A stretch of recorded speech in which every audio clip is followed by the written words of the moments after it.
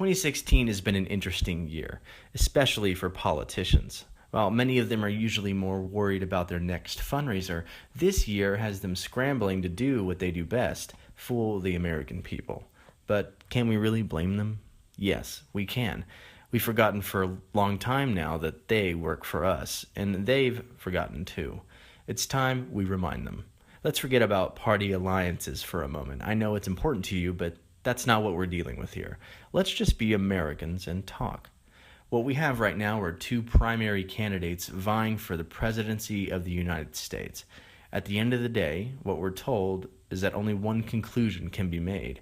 We either vote for one candidate or another, and we vote for them because they relate to us more than the other guy or girl. But what if you don't like either of them? Well, too bad, they'll tell you. You have to vote. This election is too important. Oh, and don't forget, if you refuse to vote for one of them, you're actually voting for the other guy or girl. See how that works? This is what I like to call the anti-American voting method, because it's not only inefficient, but contrary to American values. Yes, people have died to help secure your right to vote, but it's not their vote, or your mother's vote, or your governor's vote. It's your vote.